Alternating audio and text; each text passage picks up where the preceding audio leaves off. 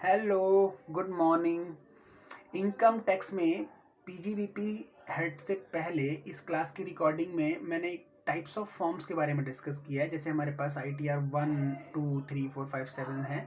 तो फॉर्म्स को लर्न करना थोड़ा सा मुश्किल होता है, तो इस वीडियो के थ्रू मैंने कुछ गूगल और फॉर्म के सारे फॉर्म को डिस्कशन किया है कि ITR 1 किसको फाइल करना है, ITR 2 किसको फाइल करना है, 3, 4, 5, 7 और उसकी कंडीशनल एप्लीकेबिलिटी क्या है। इसी में थोड़ा सा पीजीबीपी का भी डिस्कशन आ गया, 44AD 44A की कंडीशनल एप्लीकेबिलिटी। तो वो इस पूरी वीडियो मैंने कवर कर लिया है। तो मोस्टली बच्चों को डाउट्स होता है फॉर्म याद कैसे करना है, क्या करना है, नहीं करना है। तो इस वीडियो को पूरी आप देख लो। आई एम 100% श्योर कि आपको दोबारा ये नहीं बोलना पड़ेगा कि फॉर्म याद कैसे करना है। बहुत सिंपल याद होगा, सारे फॉर्म एक दूसरे से लिंक है। ITR 1 पढ़ लो, उसका थोड़ा सा मॉडिफिकेशन 2, फिर उसके बाद और ITR 3, ये सारे फॉर्म्स याद हो जाएंगे। ठीक है, देखो वीडियो। चलो स्टार्ट करते हैं।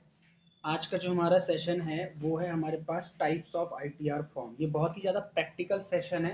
प्रैक्टिकल का मतलब है अभी तक जो हम चैप्टर्स पढ़ रहे थे, जो हेड्स ऑफ इनकम थे, वो थ्योरेटिकल एस्पेक्ट्स है।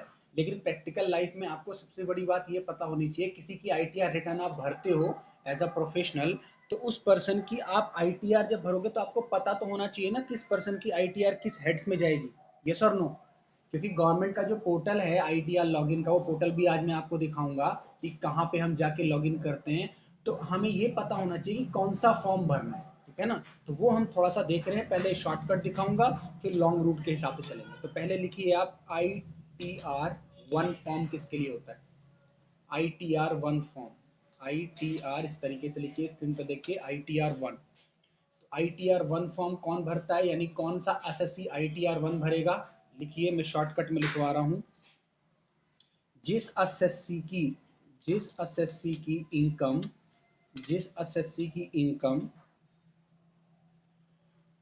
कितनी है, हाँ, एनी एसएससी हैविंग इनकम। आप स्क्रीन पे देखो, इस तरीके से शॉर्टकट लिखो। आप जो मैं डिक्टेट कर रहा हूँ वो ना लिख के आप स्क्रीन पे देखो, उस शॉर्टकट को लिखो, फिर मैं आपको समझाता भी। ITR 1 हमें तब भरना है जब इनकम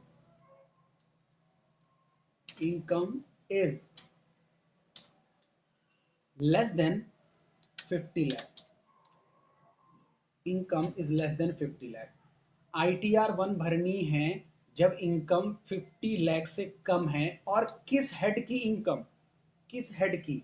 अगर आप सैलरी से आपकी इनकम है, या आपको सिर्फ पेंशन मिलती है, आपकी पेंशन 50 लाख से कम है, या आपके पास एक ही हाउस है और उस हाउस से आपको क्या मिल रहा है बताओ, रेंट। क्लियर, बोलो। और या आपकी क्या है, अदर सोर्स की इनकम, जो मैंने आपको लास्ट क्लास में बताया था, अदर सोर्स की इनकम। ये हमारा एक एस्पेक्ट क्लियर हो गया। तो ITR 1 कौन भरेगा बताओ। ITR 1 to be filed by the assessee having income less than 50 lakhs from the head salary, one house property, other source और pension. Is it clear? Now ITR 2, ITR 2 next.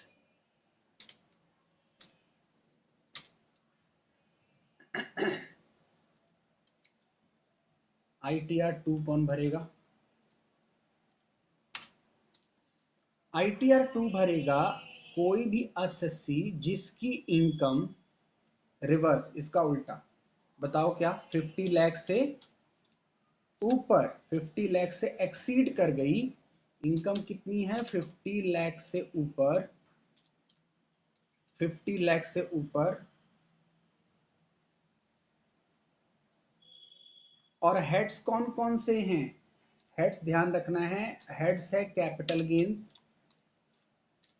आपको capital gains हो गया, या आप किसी firm में partner हैं, वहां से आपको सैलरी या रेमुनरेशन वहां से मिला, या आपकी कोई भी फॉरेन इनकम है, विदेशों से पैसा मिला है, फॉरेन इनकम, आपको फॉरेन इनकम मिला है और वो एक्सीड कर रहा है 50 लाख से। थर्ड, फोर्थ सिनेरियो, किसी भी केस में आपकी एग्रीकल्चर इनकम कितने से ज्यादा है? 5000 से ज्यादा है, 5000 से ज्यादा है। Is it clear? दोबारा रिकॉल करते हैं, ITR2 कौन भरेगा? ITR2 form is to be filled by assessee having income more than 50 lakhs under the head capital gains, partner as a firm, foreign income, and in case agriculture income more than 5000. चलिए next. Now come to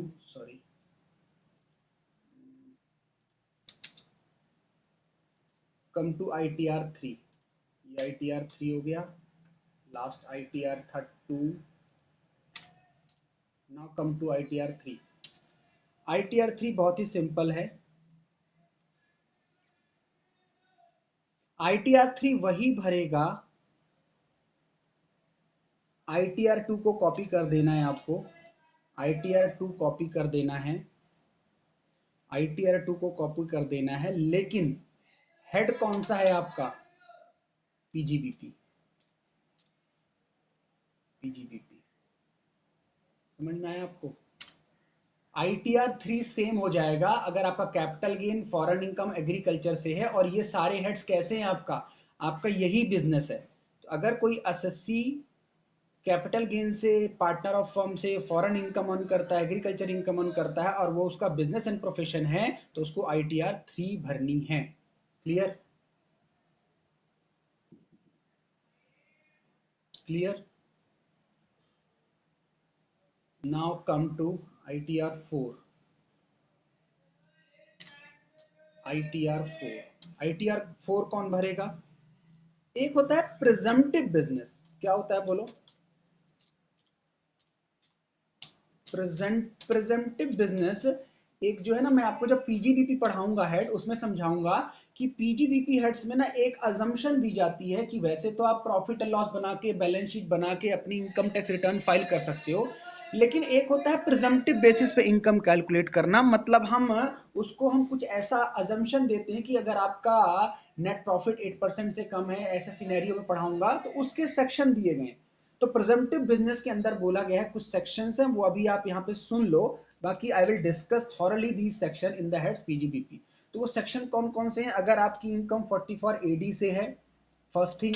अगर आपकी income 44 ADA से है, and third, अगर आपकी income 44 E से है, 44 AE, sorry not E, 44 AE। तो ITR4 कौन भरेगा? प्रेजेंटिव बिजनेस वाले एसएससी। प्रेजेंटिव बिजनेस क्या है? Will discuss detail in PGBP section. और वो सेक्शन कौन कौन से हैं? Section 44 AD, 44 ADA, 44 AE। तो अगर आप इस एसएससी में लाई करते हो, तो you will file your income under the form ITR4। Is it clear? Next ITR5। ITR5 very very easy. अगर आप फॉर्म हैं, अगर आप LLPs हैं, अगर आप AOP हैं, एसोसिएशन ऑफ पर्सन, और अगर आप बॉडी ऑफ इंडिविजुअल्स हैं, कोई इनकम की लिमिट नहीं है, अगर आप ये एसएससी हैं, तो कौन सा फॉर्म भरेंगे बोलो? अगर आप फॉर्म हैं, LLP हैं, AOPs हैं, BOIs हैं, तो आप ITR5 भरेंगे। चले आगे। नेक्स्ट ITR6 कौन भरेगा? ITR6 भरेगा वो कंपनीज जो एग्जेम्पशन नहीं लेती।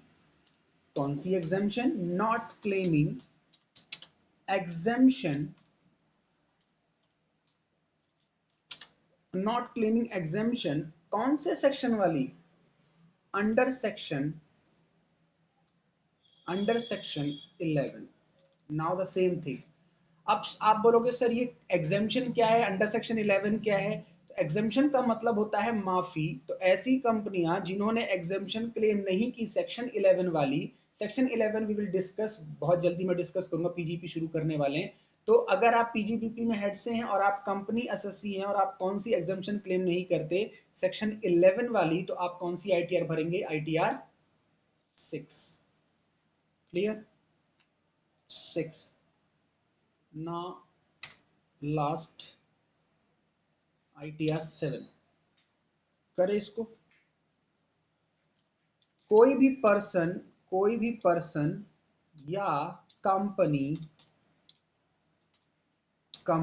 कोई भी पर्सन या कंपनी उसकी रिटर्न अगर जानी है और वो इस सेक्शन में कवर है, किस सेक्शन में? Section 139 4A, section 139 4A, section 139 4B, ये सब पीजीबीपी है, ठीक है ना। तो मैं आपको धीरे धीरे पीजीबीपी का एक बैकग्राउंड बना रहा हूं ताकि हमारा लिंक बन जाएगा। इसके बाद हम क्या करेंगे? Obviously what? PGBP. Section 44 A B, section 139 4C, यानी सारे सीरीज वाले section 139 4A, 139 4B, 139 4B, 139 4C, and next क्या होगा बताओ? 139 4D। अगर आप ऐसे पर्सन है, कंपनीज हैं जो आपकी इस हेड में कंप्यूटेशन होती है, इस सेक्शन के अंदर, ये सेक्शन क्या है वी विल डिस्कस, तो आपको कौन सा फॉर्म भरना है बताओ? आईटीआर 4। कोई problem? Sorry ITR 7, I am sorry ITR 7।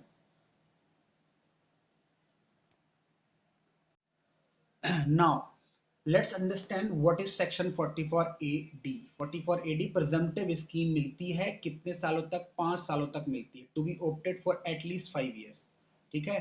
Presumptive एक स्कीम है कि अगर आपको फालतू के झंझटों से बचना है तो आप प्रिजम्पटिव बेसिस पे अपनी आईटीआर भर दीजिए, और ये स्कीम अगर आप एक बार ले लेते हो तो ऑप्ट आउट नहीं कर सकते। कम से कम आपको 5 साल तक तो यही स्कीम कंटिन्यू करना पड़ेगा। तो थोड़ा सा देखते हैं स्कीम है क्या। पहली बात तो हम ये समझना है कि ये 44AD किसको मिल रहा है बताओ? उसी एसएससी को जिसकी इनकम किस हेड से है? Income from business and profession.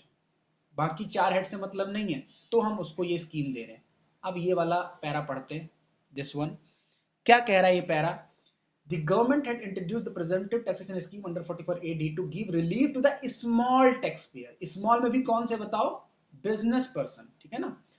Taxpayer engage in any business other than plying, hiring, leasing referred to section 44A of the act. आप कोई भी बिजनेस करो इसको छोड़ के, अगर आप बिजनेस कर रहे हो प्लाइंग, हायरिंग एंड लीजिंग को, तो आपको 44AD मिलेगा क्या? 44AD मिलेगा क्या? नहीं मिलेगा। उसके लिए 44A ही है, विल डिस्कस। बजट 2021 में 44ADA को अप्लाई किया गया to all the SSC being resident in India. Now onwards it applies only to resident individual, Hindu undivided family and a partnership and LLP. अब देखते हैं आगे ये सेक्शन क्या कहता है। एक बात हमने यहाँ पे क्या समझी कि ये किसके लिए है? स्मॉल टैक्स पेयर्स के लिए है, और उन पर्सन के लिए है जो बिजनेस इनकम अर्न करते हैं लेकिन उनका बिजनेस क्या ना हो? प्लाइंग, हायरिंग एंड लीजिंग का ना हो। अच्छा, in an interesting move a new condition was tax payer opting. अगर आप प्रेजेंटिव स्कीम लेना चाहते हैं तो आपको कंडीशन क्या फुलफिल करनी पड़ेगी? ये देखो, ये रही। You stand to lose presumptive tax benefit if you do not continue them for 5 years। मतलब एक बार अगर आप स्कीम ले लेते हैं तो आपको ये स्कीम तक कब तक रहना पड़ेगा? कितने साल तक रहना पड़ेगा? 5 years तक, वरना you will lose this scheme। Next, in this additional condition has been added by substituting subsection 4 of 80, which is if you are opting presumptive you must। अगर आपने ये स्कीम ले लिया तो क्या करना पड़ेगा? Declare your profit as per presumptive scheme 5 year continuation, और if you decide to show and file profit as per regular business ITR 3 before the end of these 5 years, you will lose presumptive benefit and will disallowed from presumptive taxation for the subsequent 5 years। ITR कौन सा भरना है आपको presumptive में? Presumptive में कौन सा ITR भरना है यहाँ पे बता रहा है? आईटीआर 3। और हमने भी कौन सा डिस्कस किया था यहाँ पे? आईटीआर यहाँ पे पीजीबीपी। लेकिन अगर आप लूज कर गए तो बोल रहा है, लूज कर गए तो आईटीआर 3 में वापस चले जाओगे, ठीक है। Next, So if you opt for presumptive scheme, continue for 5 years, and if you want to opt out, you will barred from resuming that presumptive scheme for period of 5 years. एक बार अगर आपने scheme को loose कर दिया तो अगले 5 साल तक ले भी नहीं पाओगे. As per the changes in the budget 2016, businesses with the turnover up to 2 crore can opt presumptive taxation scheme. Earlier this limit was 1 crore. This is very important. उसके लिए डाली गई है ये स्कीम जिसकी बिजनेस इनकम से turnover मतलब cell कितने तक है बताओ. 2 करोड़ मतलब उसके ऊपर अगर टर्नओवर है तो आप स्मॉल एसएससी स्मॉल बिजनेसमैन नहीं है तो क्या आप ये स्कीम ले पाओगे? नहीं ले पाओगे. क्लियर. अब इस स्कीम में होता क्या है ये देखो यहाँ पे पॉइंट्स लिखे हुए हैं. पहली बात, टर्नओवर लेस देन 2 करोड़ हो ये स्कीम मिल जाएगी. दूसरी बात, your minimum net income should be 8% of your turnover. ध्यान से समझो. योर मिनिमम नेट प्रॉफिट यानी अगर आप 8% से कम नेट प्रॉफिट बोलते हो तो क्या ये स्कीम मिलेगी? यस और नो. अगर आप बोलते हो मेरा नेट प्रॉफिट तो हुआ ही नहीं सर, 8% से कम हुआ है, तो क्या ये स्कीम मिल पाएगी? नहीं मिल पाएगी. मिनिमम लिखा हुआ है, your minimum net profit should be 8%. ज्यादा हो सकती है, इससे कम नहीं हो सकती. ठीक है. लेकिन अगर आप पेमेंट्स जो है जो सेल करते हो और पेमेंट्स कैसे लेते हो? डिजिटली. देख रहे हो यहाँ पे the minimum net income should be consider 6% in case digital receipt. मतलब अगर आप ऑनलाइन पेमेंट्स लेते हो तो आपके लिए 8% लिमिट कितनी हो जाएगी? 6%.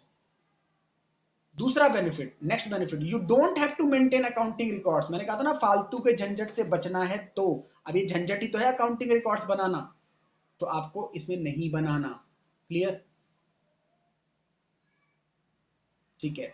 उसके बाद SSC opting presumptive taxation has to pay 100% advance tax by 50th of March that particular financial year with prior 1670 you don't have to pay advance tax. नया बेनिफिट, पहले इस स्कीम में अगर आप ये स्कीम लेते हो तो आपको एडवांस टैक्स पे करना पड़ता था 15 मार्च से पहले, लेकिन अब इसमें कोई एडवांस टैक्स पे नहीं करना. ठीक है. बेनिफिट नजर आ रहे हैं ना इसके. Next, you don't have to get accounting records. हो गया. ऑडिटेड भी नहीं कराना आपको, सीए से बुक्स ऑफ अकाउंट्स ऑडिट भी नहीं कराना. ठीक है. You can file your tax return ITR4 in much shorter and simpler from ITR3. ITR3 भरनी पड़ती थी पीजीपी नॉर्मली, लेकिन ITR4 में सॉरी प्रिजम्पटिव में कौन सी भरनी होगी? ITR4. ठीक है. क्लियर. नेक्स्ट,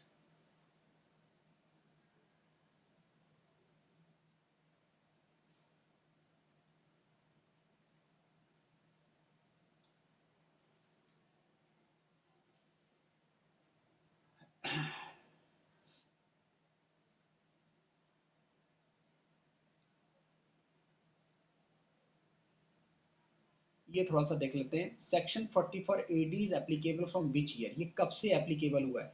तो section 44 AD 44 AE were introduced by finance act 1994 with effect from assessment year 94-95. However, since introduction there have been updates in this section. Recently section 44 AD has also been updated in budget 2020. यानी ये section डाला गया था starting में 1994-5 में तब, और ये आज भी चला आ रहा है और इसमें टाइम टाइम अमेंडमेंट की जाती है. अभी लेटेस्ट अमेंडमेंट कब हुई है बताओ? Budget 2020.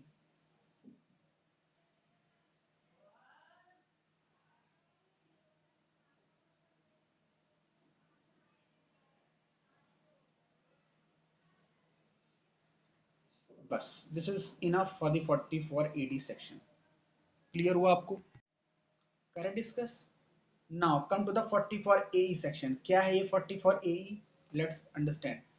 Section 44 AE of income tax state that small business, इन ये भी स्मॉल बिजनेसेस के लिए, engage in the business of what? Plying, hiring and leasing of goods carriage having not more than 10 goods carriage vehicles. ध्यान से समझिए. वो business person जो किसका काम करते हैं? फ्लाइंग, हायरिंग एंड कैरिज का, ट्रांसपोर्टेशन वाले बिजनेसमैन का, और उनके पास कितने से ज्यादा गाड़ियां नहीं है बताओ? Not more than 10. यानी 10 से ज्यादा गाड़ियां आपके पास है तो आप स्मॉल टैक्स पेयर नहीं हो, तो ये आपको सेक्शन नहीं मिलेगा. ठीक है. अब बताओ क्या टाटा इसमें आती होगी? टाटा टाटा ट्रांसपोर्ट का काम करती है, उसके पास क्या सिर्फ 10 गाड़ियां होंगी? नो. छोटे छोटे वेंडर की बात हो रही है. can adopt the presumptive taxation scheme for ascertaining the total taxable income of particular financial year. The provision of 44 is applicable to all short of SSC, which includes individual ले ले, HUF ले ले, partnership firm ले ले. Unlike section 44AD, there are no specific restriction as to type of SSC can opt. क्या यहाँ पे company लिखा हुआ है? क्या यहाँ पे कंपनी लिखा है? क्या 44A कंपनी को मिलेगा? नहीं मिलेगा, सिर्फ individual, HUF and partnership firm. ठीक है.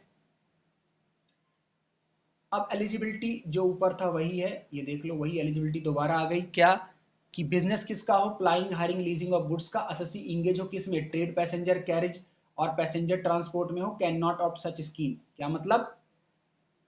If an assessee is engage in trade of passenger carrying vehicle और passenger transport can not opt for such scheme. सिर्फ किसको मिल रही है? हायरिंग, प्लाइंग, लीजिंग वाले को. कैरिज, मेरा काम क्या है? सामान को हायर करना, अप्लाइंग करना, लीजिंग करना, किसी को दे देना. लेकिन मेरा काम किसका है? If an assessee engage in trade of passenger carrying vehicle और passenger transport can not opt. और दूसरी कंडीशन क्या थी? 10 से अगर ज्यादा है, मोर देन 10 गुड्स एंड व्हीकल, तो उसको ये स्कीम नहीं मिलेगी. क्लियर?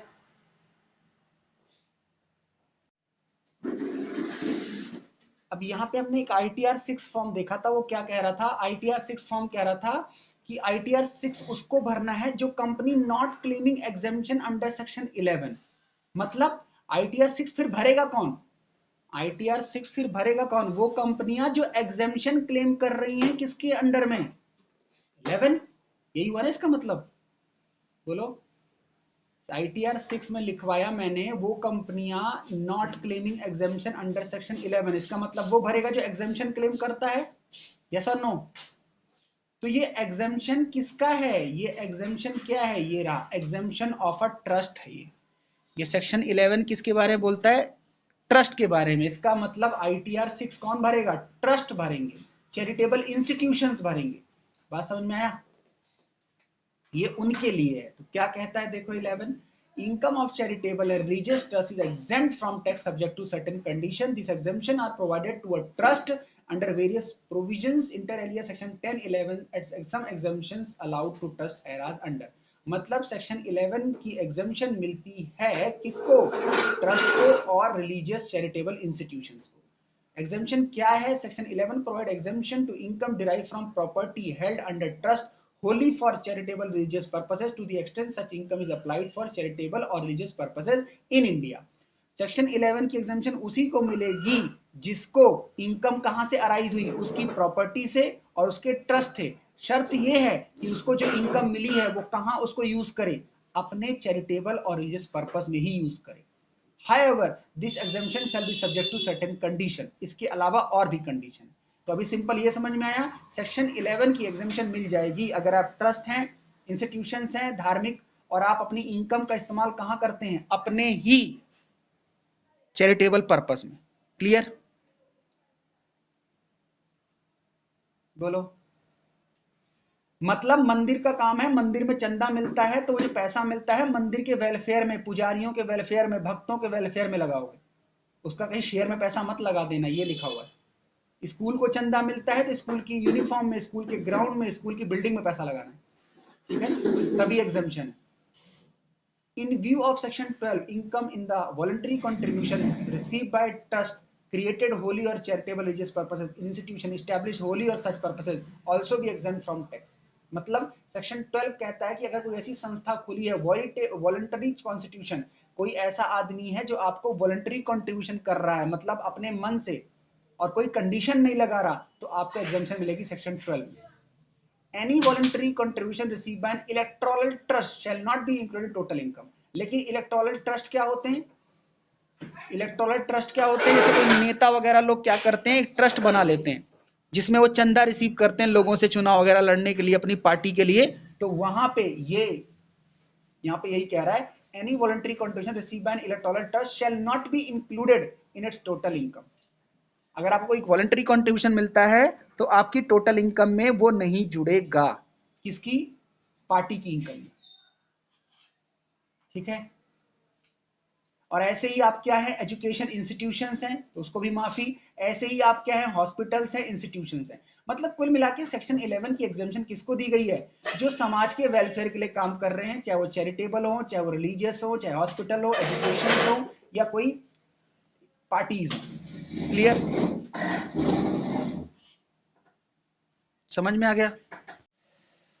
नेक्स्ट, अब हम देखते हैं ITR 7। यहाँ पे हमने देखा था ITR 7 क्या बोल रहा था, वो कोई पर्सन या कंपनी, कोई पर्सन या कंपनी जो किस सेक्शन में कवर्ड है, section 139 4A 4B 4C 4D। तो ये section 4A 4B 4C 4D क्या है, देखो यहाँ से देखते हैं।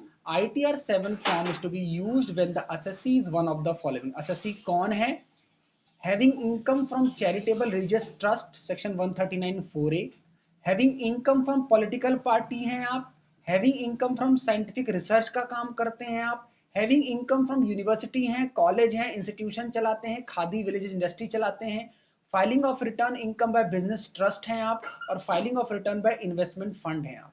तो देख रहे हो आप 44A B C D किसको कवर कर लिया इसने।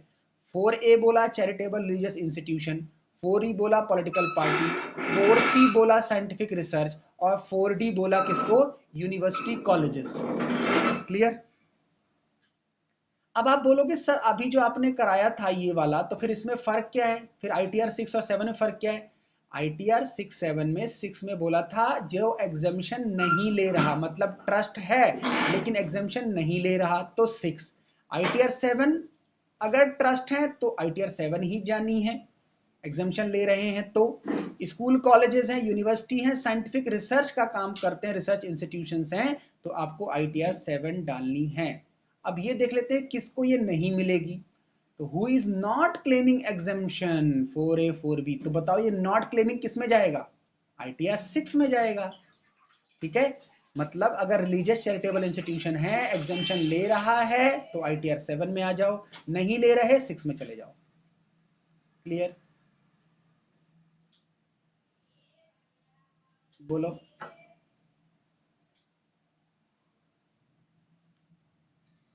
बोलो बोलो बोलो। अब कुछ रूल्स देखते हैं जो चेंजेस हुए हैं इस फॉर्म को लेकर के। पहला, late filing fee section 234F for delay in ITR डाली गई है, मतलब पहले नहीं थी, अब लेट फाइल करोगे तो पेनल्टी लगेगी। Political parties now need to report if they have receive any cash donation in exceed 2000 in the form. मतलब अगर आप पॉलिटिकल पार्टी हैं ITR 7 फॉर्म डाल रहे हैं तो आपको अलग से रिपोर्ट करना पड़ेगा कि कहां से कितना पैसा आपको मिला है 2000 ज्यादा कैश में। कैश की बात कर रहा है वो, ऑनलाइन की बात नहीं कर रहा। कैश में डोनेशन 2000 ज्यादा मिली रिपोर्ट करो। New column have been introduce in the ITR form to be report detail of GST वगैरह भी बताना पड़ेगा, कितना आपने पे किया, कितना आपने रिफंड लिया। Next, schedule P&L profit and loss account modify taxpayer for provide GST related detail. New field has been added to TDS। अब ये सारे देखो ना, TDS GST वगैरह की डिटेल डाल दी है क्योंकि ये लोग बहुत झोल झाल करते हैं, गवर्नमेंट के पैसे को बहुत झोल झाल करते हैं, इसलिए इन्होंने सारे टैक्स की डिटेल इनकम टैक्स में ही मांगी। और लास्ट बोलता है disclosure of unexpired income, sorry unexplained income and dividend income in excess of 10 lakh अगर है तो डिटेल देनी पड़ेगी। मतलब आपकी कोई ऐसी इनकम है जिसका आप ब्यौरा नहीं बता सकते, उसका सोर्स नहीं बता पा रहे, और डिविडेंड मिला है कितने से ज्यादा, 10 लाख से ज्यादा, तो आपको बताना पड़ेगा। क्लियर। ये ITR हमारा 7 कवर अप हो गया। This is whole about ITR 7। Clear. अब हम लोग देखते हैं कि अगर मुझे ITR फॉर्म ऑनलाइन फाइल करना है तो मुझे किस साइट पे जाना है, उसका पोर्टल कैसे होता है, क्या उसकी साइट है। तो ज़्यादा आपको याद नहीं रखना, आपको यहाँ सिंपल लिखना है ITR लॉगिन। ये ITR लॉगिन पे जाना है। अब मैं आपको बता दूं ITR लॉगिन क्या है। अभी रिसेंटली जो है ना गवर्नमेंट ऑफ इंडिया ने ITR पोर्टल को नया बनवाया है, तो इस पे ना बड़ा डिस्प्यूट हुआ है। मतलब ये जो ITR लॉगिन की साइट थी पहले पुरानी थी, अब नई हो गई है, तो जब नई वाली बनी थी तो इसमें बड़े सारे प्रॉब्लम आ रहे थे, ठीक है ना। तो बड़ी सारी प्रॉब्लम आ रही थी, तो इसकी डेट फिर बढ़ा दी गई, यानी रिटर्न फॉर्म भरने की डेट बढ़ा दी गई, क्योंकि बहुत सारे लोगों को इसको प्रॉब्लम फेस करनी पड़ रही थी। तो जो हमारी फाइनेंस मिनिस्टर हैं निर्मला सीतारमन जी, वो इस पे काम करवा रही हैं। तो ये जो पोर्टल आपको दिख रहा है दिस वन, ये ओल्ड पोर्टल है, ये पुराना पोर्टल है, ठीक है। इस पे अब हम धीरे धीरे इस पे काम करना बंद कर रहे हैं। तो जो नया पोर्टल है वो क्या है, वो मैं आपको एक बार दिखाता हूँ। जो नया पोर्टल हमें फाइल करना है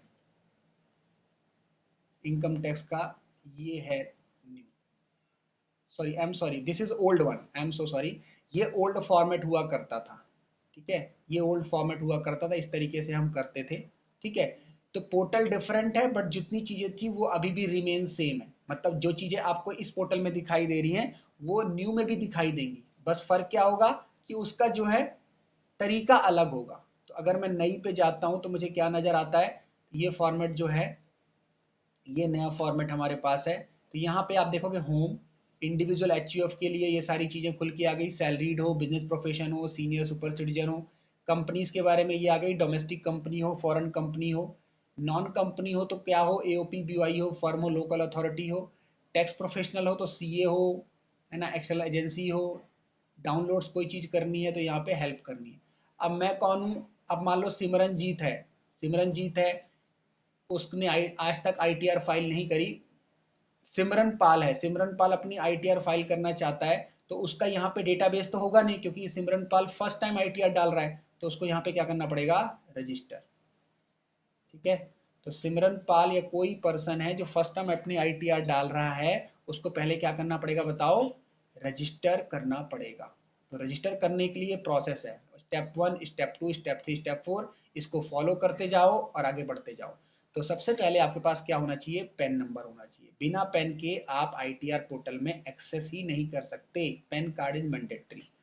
तो ये हमारा पहला प्रोसेस हो गया।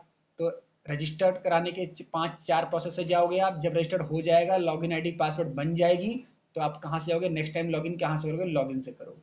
जब लॉगिन करोगे तो आपसे क्या मांगेगा, अब आपका रजिस्ट्रेशन हो गया तो आपसे क्या मांगेगा, पेन मांगेगा, फिर आपसे कंटिन्यू कराएगा। जैसे मान लो मैं रजिस्टर्ड हूँ तो I will put my PAN card, PAN number CEEPS3299P, I will continue, ठीक है। ये लॉगिन हो गया, ये मेरा हो गया। अब ये मुझसे पासवर्ड मांग रहा है, ठीक है। तो पासवर्ड पता नहीं मैं सही डाल रहा हूँ क्योंकि मैंने ये लिखा हुआ है पासवर्ड, बट एक बार रैंडम डाल के देखता हूँ, शायद यही हो। वैसे इसको फॉरगेट भी कर सकते हैं, कोई प्रॉब्लम नहीं है। दोबारा देखो, मेरा इनवैलिड पासवर्ड बता रहा है, पता नहीं मैंने क्या डाला होगा। फॉरगेट भी कर सकते हैं, कोई प्रॉब्लम नहीं है।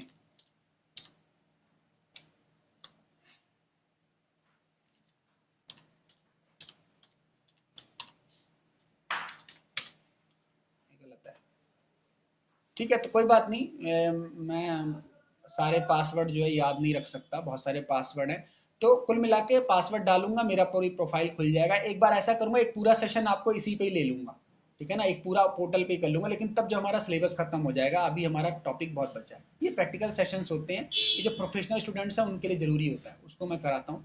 तो यहाँ पे मैं पासवर्ड डालूंगा, मेरा पोर्टल खुल जाएगा, सारी डिटेल आ जाएगी कि भाई मैंने कौन सी रिटर्न भरी है, मैंने किस किस ईयर में कितना क्लेम किया है, कितना मेरा रिफंड बना है, सब कुछ। और अगर न्यू लॉगिन करना है तो यहाँ पे मैं जाऊंगा और न्यू लॉगिन कर लूंगा, ठीक है ना। नया मतलब सॉरी, न्यू लॉगिन मतलब नए आईटीआर डालने के लिए यहाँ से हम एंट्री कर लेंगे, ठीक है। तो ये पोर्टल को हमें एक्सेस करते रहना चाहिए, एक बार रजिस्टर करने के बाद तो नॉलेज मिलती है। इसी तरीके से अगर आप इनडायरेक्ट टैक्स मुझसे पढ़ते हो, कभी ये पढ़ना होता तो फिर हम जीएसटी का पोर्टल खोल के दिखाते हैं स्टूडेंट्स को, समझ रहे हो। हाँ, तो उसके लिए जीएसटी का पोर्टल है, हम इनकम टैक्स को ना जाके जीएसटी के सर्वर पे जाते हैं, जो गवर्नमेंट का एक सेंट्रलाइज सिस्टम है। उसमें हम जीएसटी का रजिस्ट्रेशन, जीएसटी का लोगों का क्या करते हैं, जीएसटी रजिस्ट्रेशन करते हैं, जीएसटी की रिटर्न फाइल करते हैं, कोई भी क्लेम आता है तो हम इस पे जाते हैं। तो इसकी भी साइट यही सिंपल है, जीएसटी लॉगिन आप लिखेंगे तो इसका एक गवर्नमेंट का पोर्टल ओपन हो जाएगा। This is the portal of goods and service tax, simple. Same देखो यहाँ पे क्या मांग रहा है, यूजर नेम पासवर्ड मांग रहा है, सेम वहाँ पे भी यही था। अगर आप नए हैं तो फिर आपको पहले क्या करना पड़ेगा, जीएसटी नंबर लेना पड़ेगा, ठीक है। तो इस तरीके से हमारा आज का सेशन बहुत ही अच्छा था मेरी तरफ से, क्योंकि मैं प्रैक्टिकल क्लासेस डिमांड पे ही देता हूँ, बट आज हमने ये भी कर लिया, ठीक है। तो from the next class we will continue with our PGBP heads. Clear, समझ में आया आज का पूरा सेशन।